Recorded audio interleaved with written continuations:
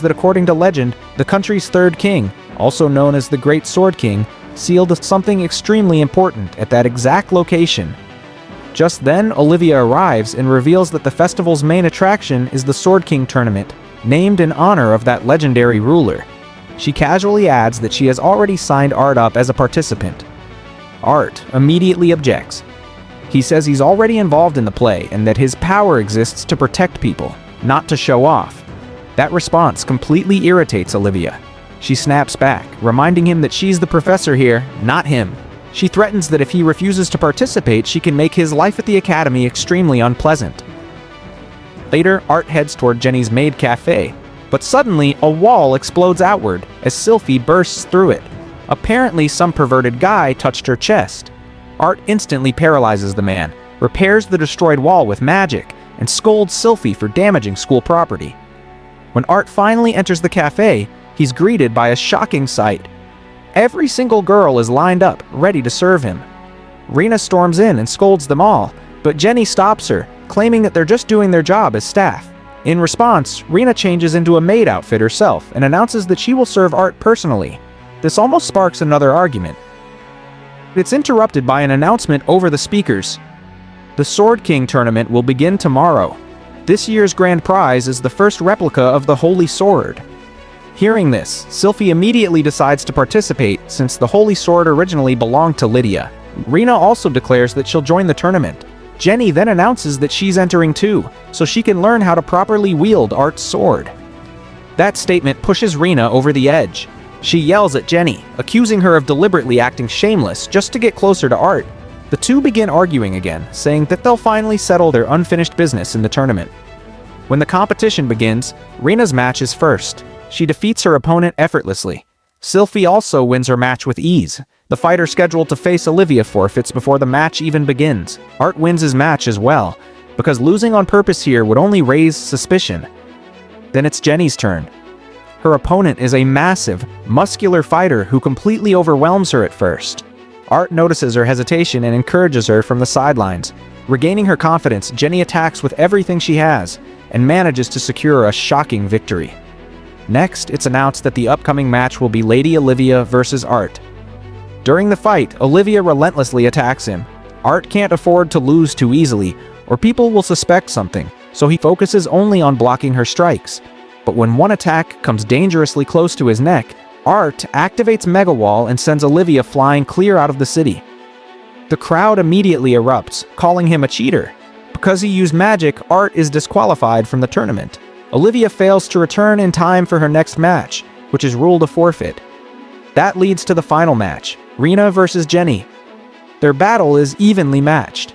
In the middle of the fight, Rina tells Jenny to stop trying to build a harem around Art. Jenny fires back, saying that someone like Art needs more than one girl. Their conversation spreads through the crowd, and soon the entire school starts whispering. Art, completely embarrassed, tries to hide his face. In the end, Rina lands the decisive blow and wins the match. Afterward, Rina proudly declares that since she won, she's the only one who gets to stay by Art's side. Jenny scoffs and replies that matters of the heart can't be decided by a sword tournament. Watching everything from afar, the masked man comments coldly that actors who can't follow their assigned script are completely useless. Not long after, it's time for the stage play to begin.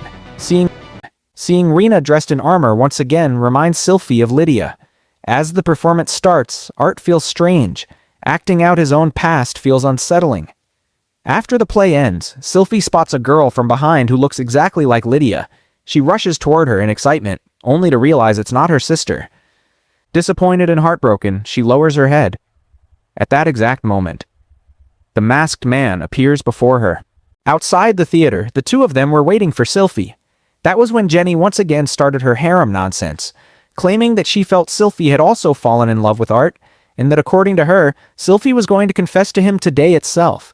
Her nonsense hadn't even ended when Sylphie arrived and told Art to meet her near the Great Sword King tree after the competition. Jenny immediately started making naughty remarks again. Soon after, the final match of the tournament was about to begin, and it was between Sylphie and Rina. But Sylphie looked unusually gloomy and angry. The moment the match night, Sylphie was waiting for him under the tree. When Art arrived, she revealed that she had been keeping an eye on him all this time to confirm whether he was truly Varvatos or not. Nearby, Jenny and Rina were secretly watching everything from behind the bushes. Luffy was about to attack Rina again when suddenly, Art transformed into his demon lord form. Sylphie prepared to attack him once more, but then she heard Lydia's voice telling her to stop. Both of them froze at that moment, mocking her for being useless. Art asked him what he really wanted. The masked man revealed his plan, to sacrifice Rina and revive his master. He knew that before reaching Rina, he would have to kill Art, which was why he used Sylphie. But since she also failed, he decided to finish the job, but Art calmly sliced off his arm. The masked man leaped into the air to attack again, but the moment he tried to activate the sword's magic, the sword turned against him. From Art's sword, Lydia's spirit emerged. She told Sylphie that none of what happened was Varvatos' fault, and that all she wished for was for Sylphie to live a happy life from now on. Saying this, Lydia returned to her sword. A few months later, the academy took the students on a school trip. To pass time, the three of them were playing games when suddenly, time froze, except for them. In the next instant, they were teleported to a completely different place, landing awkwardly on the ground. A small child appeared before them. When Art asked who he was, the child replied that he was God. Art sarcastically accepted it and asked why they were brought there. God explained the existence of countless parallel universes, each flowing with its own time. Once time passes, it cannot be reversed, but there was one demon lord whose existence could destroy the entire flow. God ordered Art to kill that demon lord. They were then transported to another world. Seeing two moons in the sky, Art realized they had traveled far into the past, back to an era before one of the moons was destroyed thousands of years ago. He explained that they were now in the kingdom ruled by the demon lord, Varvatos. Since God had mentioned a demon lord, the only way forward was to meet Varvatos himself. Rina grabbed Art's hand, admitting she was scared. Jenny did the same. Both of them had completely forgotten that they were standing in the distant past of another world. At that moment, a girl came running, fleeing from a monster. Before the monster could kill her, Art stepped in and destroyed it instantly. The girls praised his strength, but then a familiar voice thanked them. They turned around to see Lady Olivia. When Olivia asked how they knew her, Art replied that she was famous throughout the world. Olivia then released her full power, knocking Rina and Jenny unconscious, while Art remained unaffected. Realizing his true strength, she invited him to come to the city with her. The next day, they arrived in the city. Olivia explained that she brought them there because she wanted them to join her army. Aliens had begun invading their world, and humanity was only surviving because of Varvatos. Seeing Art's power, Olivia believed that if he joined their side, they could finally win the war. Art agreed, but on two conditions. First, Jenny and Rina would join